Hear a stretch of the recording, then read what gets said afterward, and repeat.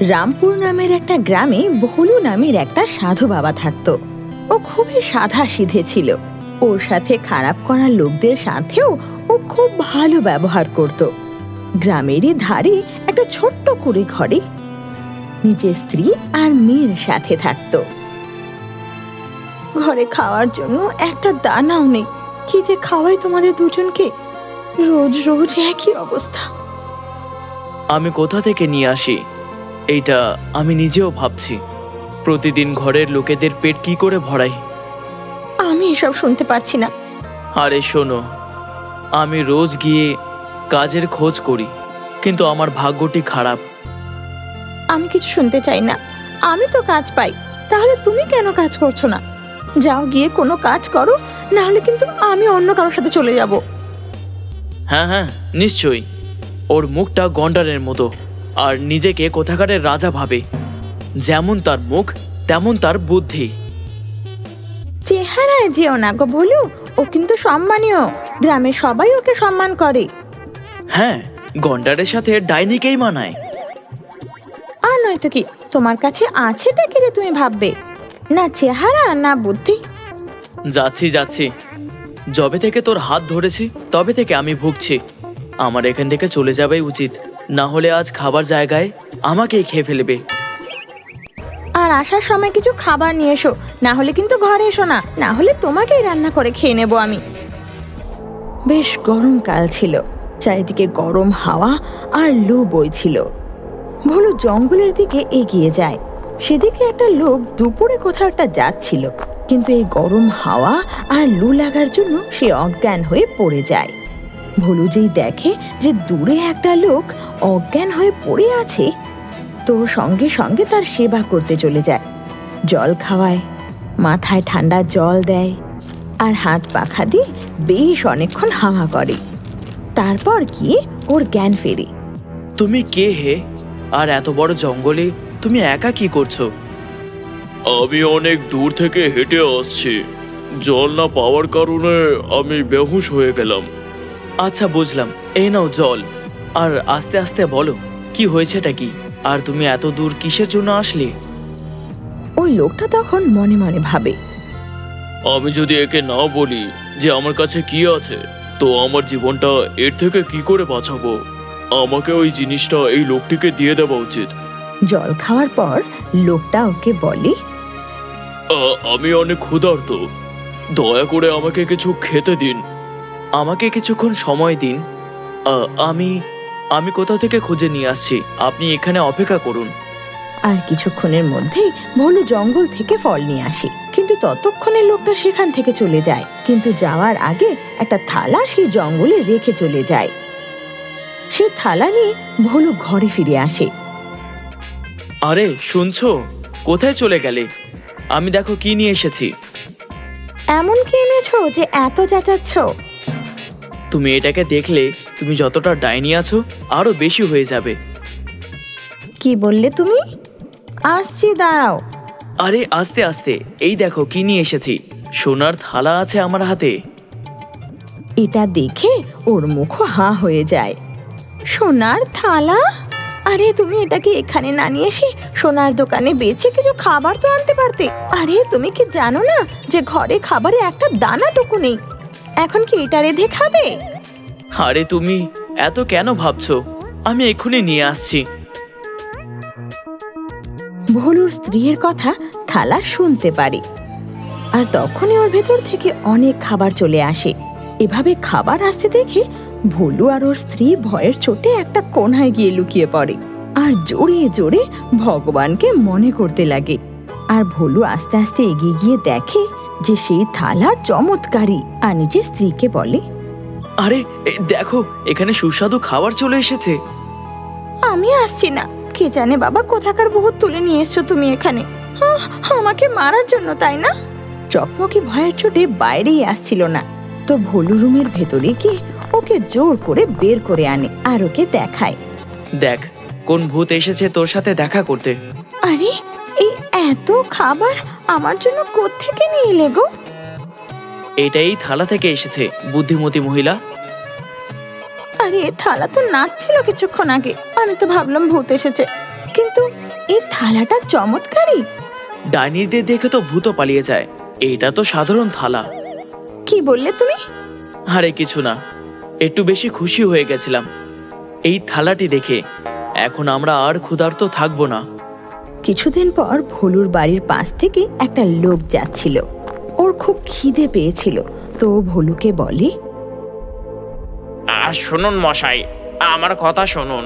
আমি অনেক দূর থেকে এসেছি, আমার খুব খিদে পেয়েছে। কোথা থেকে এসেছো?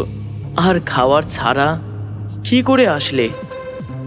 দাঁড়াও, কিছু নিয়ে আসছি। ভেতরে গিয়ে ভোলু নিজের স্ত্রীকে বলে, বাইরে কেউ এসেছে, তার খিদে পেয়েছে, তাকে কিছু খেতে দিতে হবে। আমাদের ঘরে আছেটা কি যে আমরা ওদের খেতে দেব? একটি কাজ করি, আমি নিজের জাদুর থালা দিয়ে চেয়ে নিচ্ছি। সে এত ভোজন দেখে খুশি হয়ে যাবে, কখনো নিজের জীবনে এত খাবার দেখেনি হয়তো। জাদুর থালা, ক্ষুধার্তকে খাবার খাওয়াতে হবে। আপনি দয়া করে ভোজন প্রদান করুন। আর তখনই থালা ভরে খাবার ওর সামনে চলে আসে। এত খাবার দেখে ও শিগগিরই খেতে লাগে। আসলে ওই লোকটা চোর ছিল, যে চারিদিকে শুনশান দেখে চুরি করতে বেরিয়েছিল। খাবার খাওয়ার পর চোরের মনে সন্দেহ জাগে যে ভোলু কি করে এত তাড়াতাড়ি খাবার প্রস্তুত করে আনলো। ও তখন ভোলুকে বলে, আরে পণ্ডিত মশাই, একটা কথা ছিল যে এত কম সময়ে আপনি এত তাড়াতাড়ি খাবার বানালে কি করে? আমার কাছে একটি চমৎকারী থালা আছে। আমি এই থালাটা দিয়ে আমি যখন চাই তৎক্ষণাৎ যা কিছু বানাতে পারি। আপনি কি আমাকে ওই থালাটি দেখাতে পারেন? ওটি আমি নিজের চোখের সামনে দেখতে চাই। ভোলু তারপর ঘরে যায় আর একটা থালা নিয়ে এসে চোরের সামনে রেখে দেয়। আমার কলা চাই। আর থালা তখনই কলায় ভরে যায়। চোর অবাক হয়ে যায় আর ওর মনে তখন সে থালার প্রতি লোভ জন্মায়। ও তখন ভোলুকে বলে, পণ্ডিত মশাই, আমি কি আজ রাতে আপনার ঘরে থাকতে পারি? আর ভোলু অতিথি ভেবে তার অতিথি আপ্যায়ন করতে লাগে, তার বিছানায়ও বানিয়ে দেয়। রাত্রে যখন সবাই ঘুমিয়ে পড়ে তো চোর ওঠে তখন। আমার তো মজা হয়ে গেল রে, যা চাই তা থালা থেকে চেয়ে নিতে পারবো আমি। আর সেই থালা চুরি করে পালিয়ে যায়। ও নিয়ে গিয়ে সেই থালা ঘরে রাখে আর থালাকে বলে, আমার টাংরি কাবাব চাই। কিন্তু থালাতে কিছুই আসে না। ও আবার বলে, আমার মলাই চাপ চাই। থালায় আবারও কিছু আসে না। আপেল দাও আমায়। থালাতে এবারও কিছু আসে না। চোরের যত খাবারের নাম মনে ছিল ও সব বলে ফেলে, কিন্তু সেই থালা তবুও খালি পড়ে থাকে। চোর তখনই সেই থালা নিয়ে দৌড়ে দৌড়ে ভোলুর কাছে আসে আর বলে, পণ্ডিত মশাই, আমি ভুলে আপনার থালা নিয়ে চলে গেছিলাম, ক্ষমা করে দিন আমায়। আপনার থালা নিয়ে নিন। ভোলু এক ফোঁটা রাগ করে না, আর সেই থালা নিয়ে তখনই সেই থালার থেকে ভালো ভালো খাবার চেয়ে পাঠায়। আর থালাতে তখনই সেটা এসেও যায়। ভোলু আবার চোরকে পেট ভরে খাওয়ায়। চোর তো অবাক হয়ে যায় আর নিজের উৎসাহ থামাতে পারছিল না। ও সেই সাধুকে বলে, পণ্ডিত মশাই, যখন এই থালাটি আমার কাছে ছিল তখন তো এটি কাজ করছিল না। আমি এর কাছে অনেক কিছু চাইলাম, কিন্তু এটি আমাকে কিছু দিল না। ভাই শোনো, যতক্ষণ আমি বেঁচে আছি ততক্ষণ এই থালাটি অন্য কারোর কাজে আসবে না। আমি মরে গেলে তারপরই কেউ এটি ব্যবহার করতে পারবে। চোর সেই থালার চমৎকারের পার্থক্য বুঝতে পেরে মনে মনে খুব খুশি হয় আর মনে মনে ভাবে, আমি এই পণ্ডিতের টন্ডি কেটে তারপর এই থালার দুর্ব্যবহার করব। পরের দিন সেই চোর আবার ভোলুর বাড়ি আসে। এইবার সাথে পায়েস বানিয়ে নিয়ে আসে আর বলে, পণ্ডিত মশাই, আপনি আমার এত সেবা করলেন, আমাকে দুবার খুব ভালো ভোজন করালেন আপনি। তাই জন্য আমিও আপনার সেবা করতে চাই। আমি আপনার জন্য পায়েস এনেছি, এটি গ্রহণ করে নিন। এদিকে ভোলু আর শ্রী সেই খাবার দেখে নিজেকে আটকাতে পারে না, আর দুজনে কোনো চিন্তা না করে চোরের দেওয়া পায়েস খেয়ে নেয় আর চোরকে ধন্যবাদ জানায়। তোমার পায়েসটি অনেক সুস্বাদু হয়েছিল। খুব দারুণ বানিয়েছিলে পায়েসটা।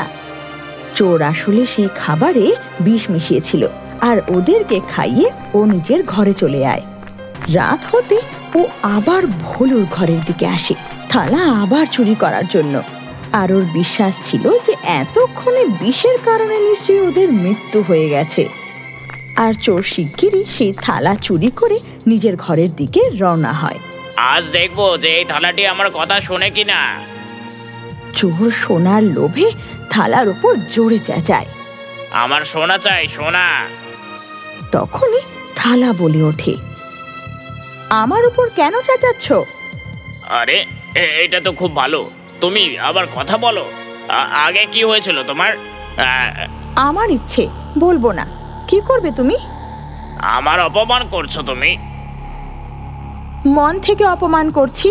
কি করবে? আজকে তোমাকে আমার কথা শুনতে হবে আর আমার যা যা চাই তোমায় দিতে হবে। আচ্ছা, শাসাচ্ছ নাকি তুমি আমাকে? হ্যাঁ, ধমকি দিচ্ছে। এই কথায় থালার খুব রাগ হয়। আরো চোরের ঘরকে ভালো ভালো খাবারে ভরতে লাগে। এটা দেখে চোরের খাবারের প্রতি লোভ হয় আর সঙ্গে সঙ্গে খাবার খেতে লাগে। চোর এত খায় যে ওর পেট বেলুনের মতো ফুলে যায়। এত খাবারের পর তো চোর বসে থাকতেও পারছিল না। চোরের অবস্থা খারাপ হতে লাগে। কি হলো? খেয়ে কেমন লাগলো এত খাবার?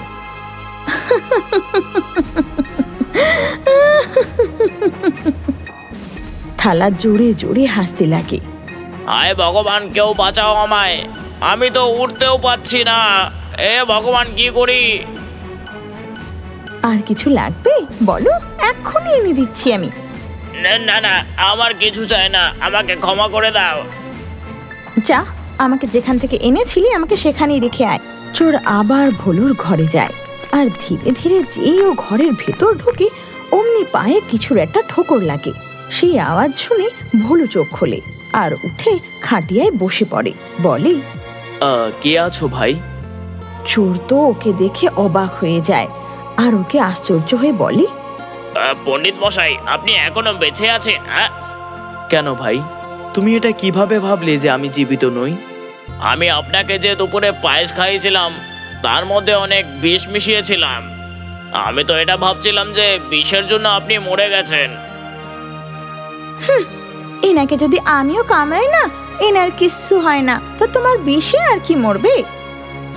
সত্যি আমি দিয়েছিলাম, আপনাদের কিছু হয়নি। কি করে হয়? তার কি হবে? সে তো ডাইনি, সে আর মরছে না। আপনারা দুজন মরলে না কেন?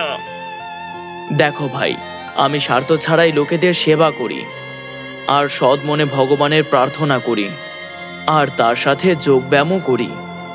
সেই জন্য আমি আশীর্বাদ পেয়েছি যে যতই ভয়ঙ্কর বিষ হোক না কেন আমি তাকে হজম করে নিতে পারবো। যে কোনো বিষ আমার কিছু করতে পারবে না। পণ্ডিত মশাই, আমি তো আপনাকে মেরে আপনার থালার দুর্ব্যবহার করতে চাইছিলাম, কিন্তু আমার এই আশাটা পুরো হলো না। ভাই, আমি আর কি করতে পারি? তোমার ভাগ্যটাই খারাপ আছে। আচ্ছা, তোমার যদি খিদে লাগে তাহলে বলো আমায়। চোর খুব লজ্জিত হলো আর বলে, পণ্ডিত মশাই, আমি তো আপনাকে ছল করে মারতে চেয়েছিলাম, কিন্তু আপনি তো আমায় ঘৃণা করলেন না, উল্টে আপনি আমার সাথে ভালো ব্যবহার করছেন। এটি দেখে আমার আজব লাগছে। ভাই, আজবটা কিসের? ভালো করা আমার কাজ আর খারাপটি করা তোমার।